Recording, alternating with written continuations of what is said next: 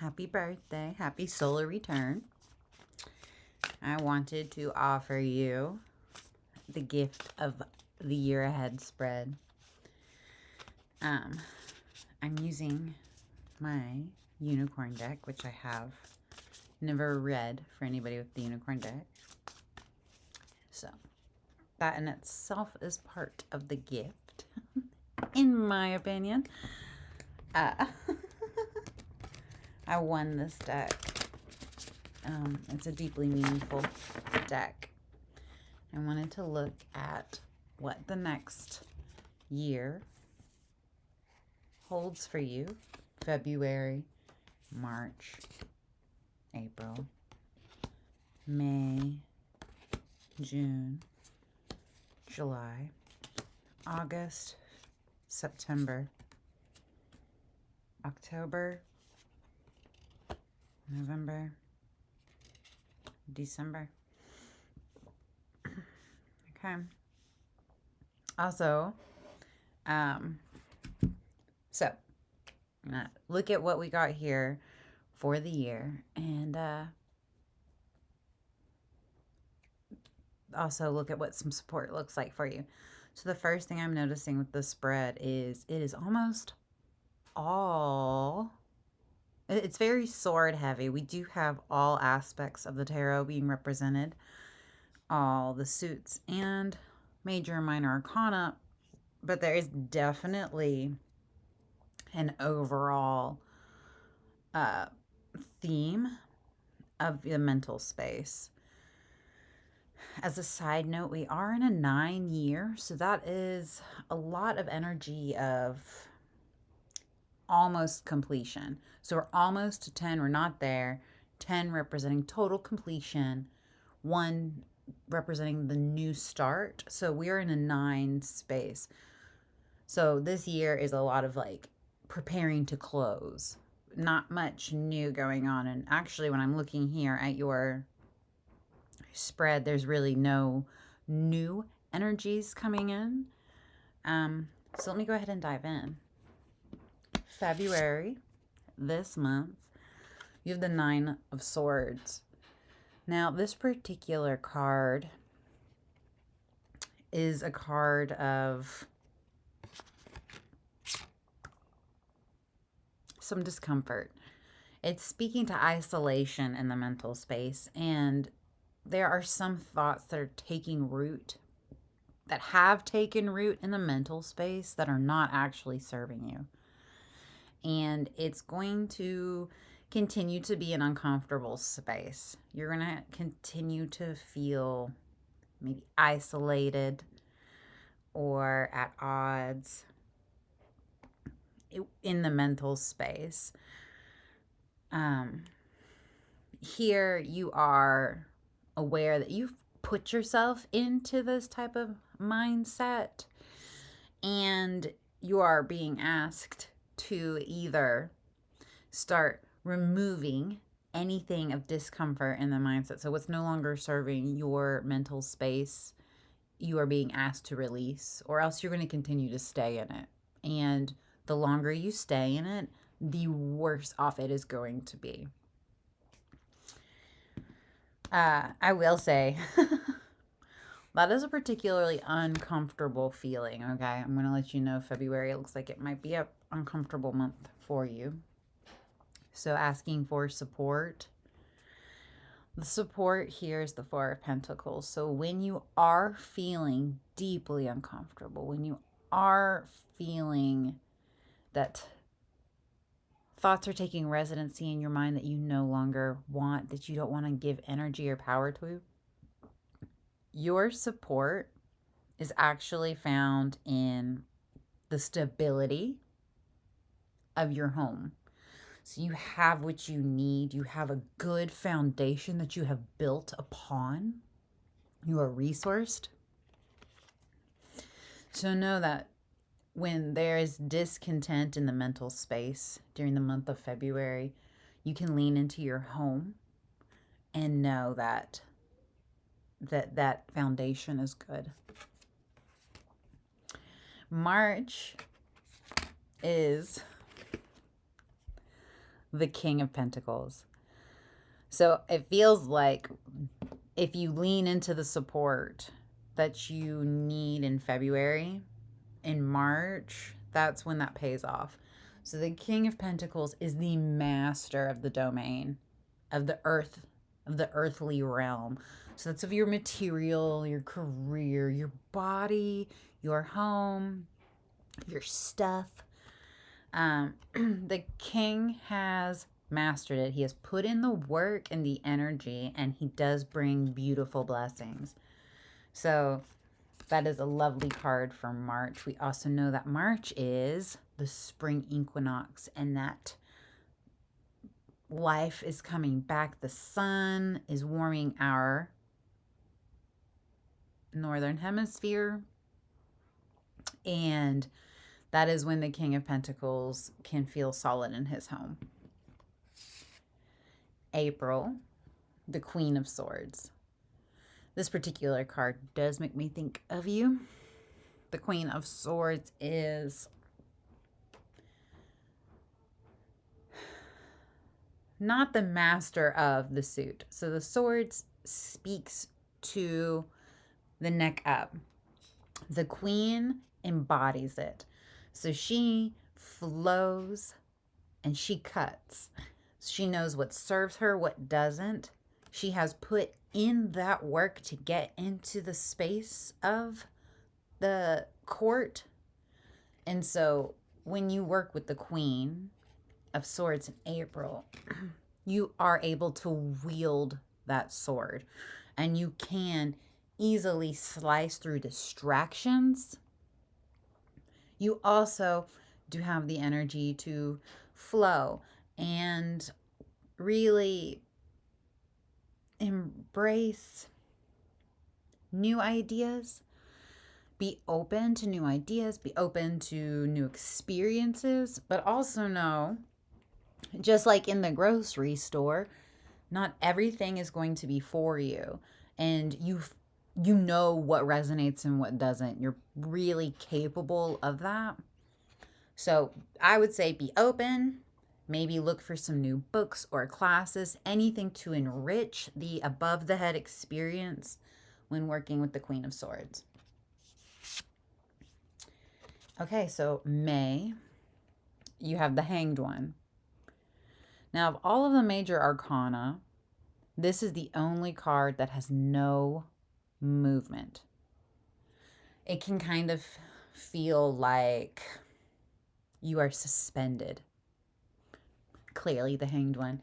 If you are familiar with the story of Odin and the Tree of Knowledge, that is part of what this card is, of binding himself to the Tree of Knowledge.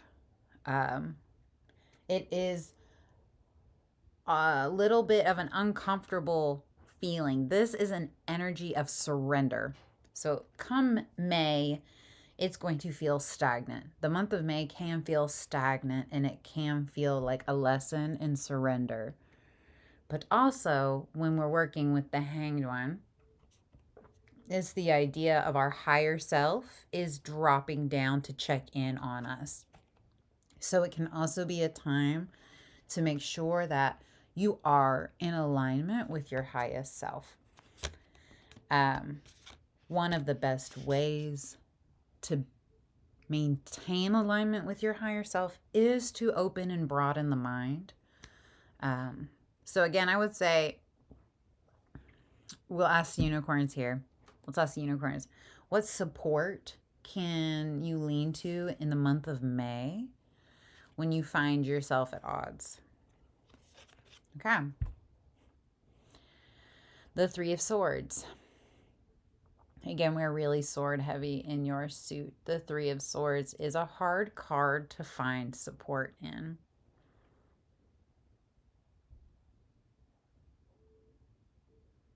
This is a surprisingly challenging read for support, because this card speaks to the break of the heart, the pain in the heart. When working with this card, though, and much like whenever working with swords, communication is key. So in May, when you are feeling that discomfort, the way to probably move through it is going to be through communication. And probably in communication that doesn't necessarily feel good to talk about. Maybe communication that causes that ache in the chest. But through that, that is how we take the swords out, is through talking about them. So the swords are, again, the above the head experience through communication. That's how we can move what is no longer serving us. June, the Page of Cups. So it feels like if in May you do that work, the work that comes with the Three of Swords, what happens is it looks like those heart wounds start to get addressed. The Page of Cups speaks to the youthful newness in the heart space. The Page of Cups is a beautiful, playful energy. So June actually is a lovely space. June and July. Okay, we'll talk about that here in a second. I'm jumping ahead. So with the Page of Cups in June, you are being invited to live in your heart space. So it's tending to those wounds, finding joy and beauty around you. But there's also an important lesson that comes with the Page of Cups, and that is the lesson of discernment. Because when you are living in a space of joy and exploration and innocence and heart-centered living, sometimes things come to you that aren't supposed to come to you. Not everything is going to be for you. Again, we're going to have this lesson of discernment. You already know how to do this. You know what serves you and what doesn't serve you, what's in alignment, what's not in alignment. The page is here to help you fill your cup with newness, but you're going to need to know what serves and what doesn't serve. So that leads to July, where you have another page, the Page of Swords. So this is much like the Page of Cups, a new perspective, a new way of thinking.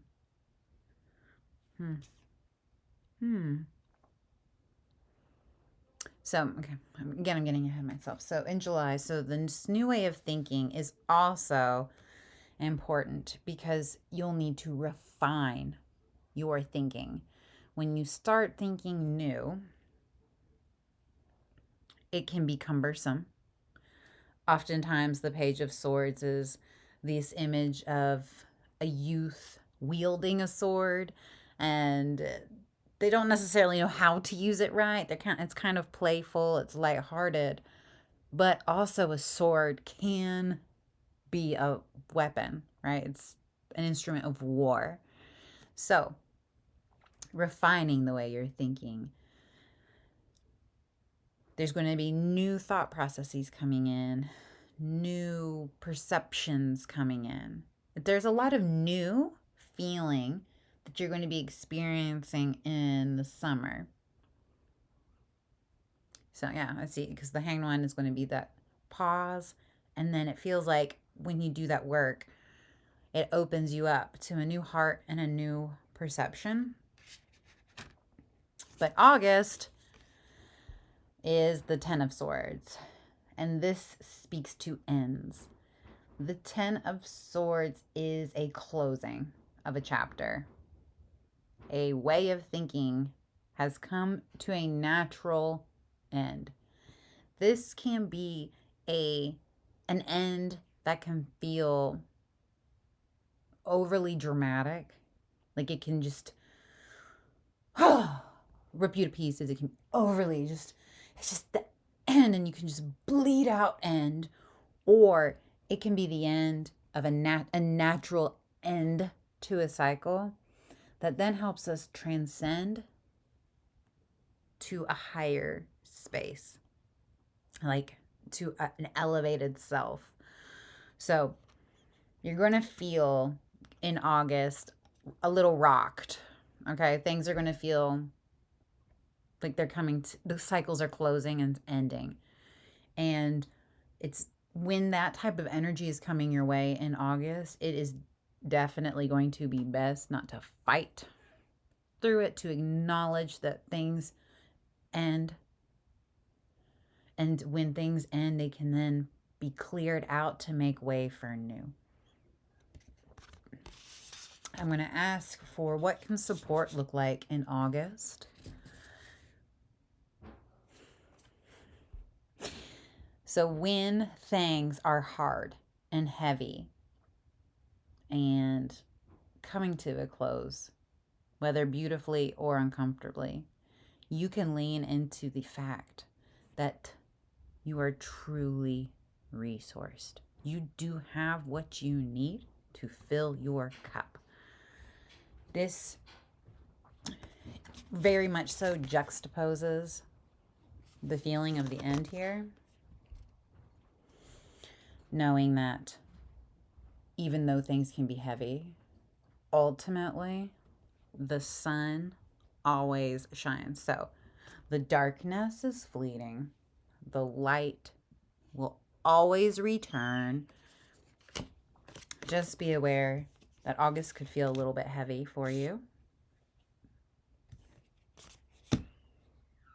Then September. Oh, this is one of my favorite cards. The Lovers. So September brings you a beautiful energy, but unlike any other of the major arcana, or really any other tarot card, this is a choice.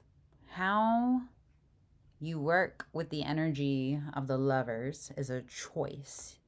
It is here for you to either take and move towards, or you can just be around it.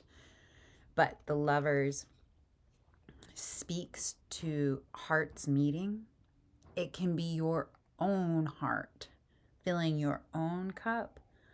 It can be somebody else filling your cup.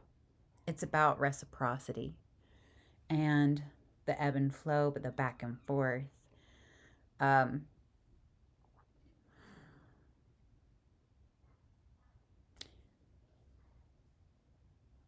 The Lovers, again, invites you.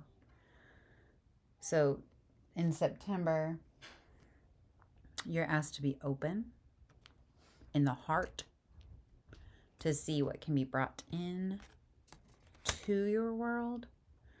But also, if you have that space closed, you're not going to feel it. It's just, you won't be able to receive that reciprocity of September. October. The Nine of Pentacles. So the Nine of Pentacles, in many decks, in my opinion, is the card of the witch. Makes sense. October, the veil is thin. Samhain, holiday, Day of the Dead, Halloween. So the Nine of Pentacles is a card also of solitude. Like we were talking about that 9 energy earlier on with the year. This is a card of solitude, but it's a beautiful card of solitude. It is resting in the hard work that you have put in, grounding into your home, your hearth. It's a quiet card, a beautiful card. Yeah, I do love that she's in her orchard. There's also in the traditional Rider-Waite deck a big Shakespearean callback, which makes me think a little bit of you. So be open to Shakespeare. And November, the Star. This is a beautiful card of healing light. So what's so important about the Star is where it sits in the soul's journey in the major arcana. So after the biggest rupture in our conscious awareness. After the destruction of our foundations that no longer serve us, and in our darkest of moments, when we feel that the world is against us, the star is what greets us. This is the reminder again that the darkness is fleeting. But it's not the same as the sun, because we still, with the star, you get to rest in the peace of knowing that that sun is coming. But this is a quiet space. This is a peaceful space. So November, you're asked to just rest into the peace. Know that the darkest is behind you. It's actually, you have a really beautiful holiday season here with the November, well, with October, November, and then here with December, which I'll get to in a moment. So this can also feel very quiet, a lovely quiet energy, especially compared to earlier on when you have like more pages and youthful, vibrant energy. This is a very quiet, the image that I see in my mind's eye with the star is this idea of just floating in the darkness. Like the darkness has come, the sky is dark, the ocean is dark, and you're just floating in all that darkness, and you can see that first glimmer of light and hope. So this is a very beautiful healing card, knowing that the healing is upon us. And that leads to December with the High Priestess, or in this deck, the Unicorn Priestess. So the High Priestess here is the divine feminine knowing.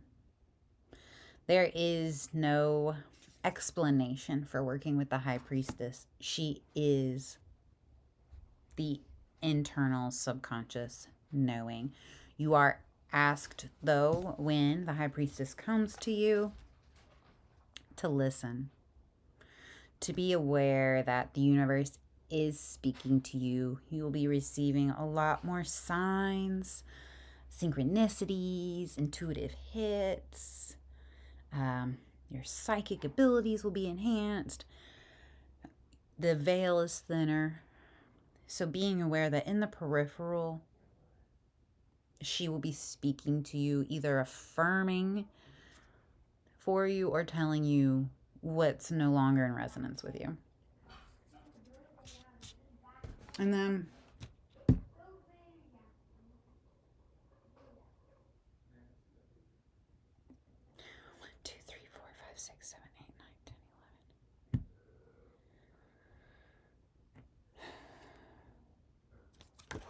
January, the Ace of Swords. You in this mental space. So this is going to be a deeply mental solar return. Very much so in the head. The Ace of Swords is a new way of thinking. It is similar to the Page of Swords that you have here. While the Page, though, is a little bit more of the youthful, playful, figuring it out. The Ace of Swords here, you will acknowledge that by lifting up that sword, by grabbing hold of that sword, comes the work. So you can either choose to embrace a new way of thinking, lifting that sword, or you can acknowledge that that's going to be a lot of work and not change your perception. Don't welcome in a new perception and then acknowledge that because you're not doing that work, you will repeat cycles. Cycles will repeat.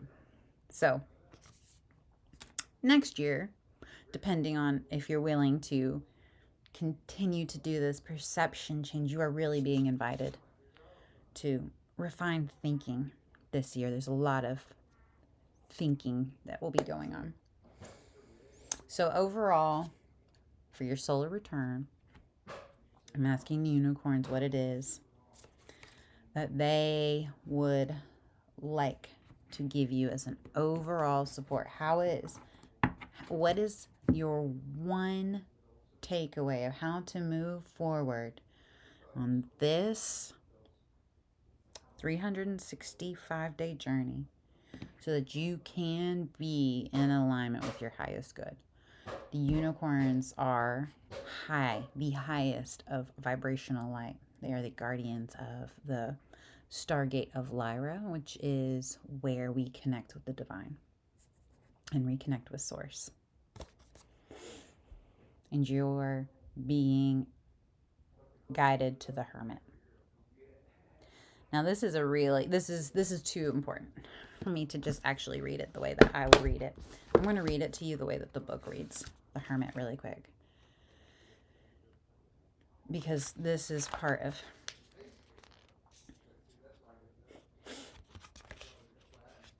as a side note, I just got a book today thanks to you, and it's called The Lost Lands: The Magical History of Lemuria, Atlantis, and Avalon.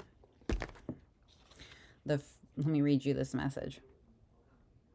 Lemuria is not a golden age of the past, but a reality you can visit by going within. Join us in the lush forests and healing pools to tap into your fullness and awaken the keys to bring your vision of heaven to earth. The Hermit knows that spending time alone for moments of reflection is an act of self-care. It is a time when you can silence the noise of the outside world and amplify the voice within you. For your inner sage is ready to be heard and acknowledged. The Lemurian unicorns remind you all wisdom comes from within. All you must allow for is space to listen.